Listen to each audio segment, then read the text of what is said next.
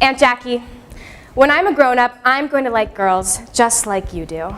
I was 4 years old, and following my declaration of future sexuality, I was quickly told that I needed to speak softly, not say such things loudly. I had embarrassed her. Sitting cross-legged at a booth in a suburban diner, the waitress eyeing my aunt, her pixie haircut, a perfectly Stepford family, shooting disapproving glances behind her, but I just assumed they knew she was cool. Because she wore aviator sunglasses, looking like a secret agent when she picked me up from preschool on a mission for hot chocolate. I was her assistant. My aunt was awesome, and I knew everyone could see it. But she seemed uneasy.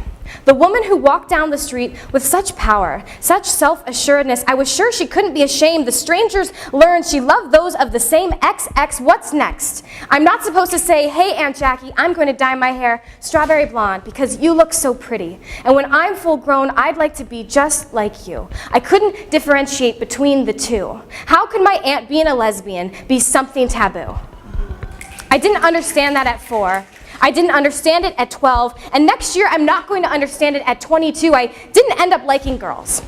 And my aunt jokes that she loves me for who I am. Baby, I was born that way, and even though we would have more to talk about, I accept you, Ari, and you can't help it, and that's okay. But just because you like guys doesn't mean you need to go after dicks. Choose someone to love and cherish you, to uplift and prepare you for whatever life throws, someone who inspires you to be better, but God knows you are so wonderful already.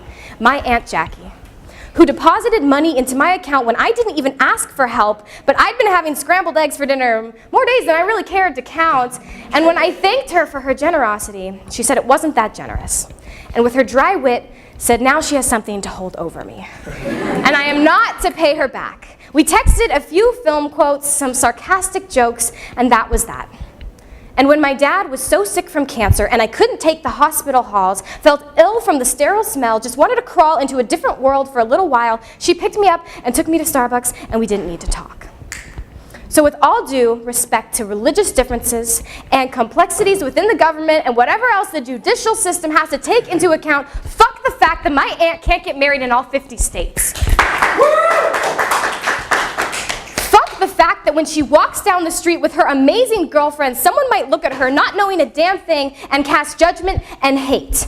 Fuck that she ever felt like her 4-year-old niece possibly outed her in the streets of a town that was not as accepting as the 4-year-old niece, who just looked at her aunt like she was the cat's pajamas, the bee's knees, wanted to like girls so that she could be like the woman she saw before her.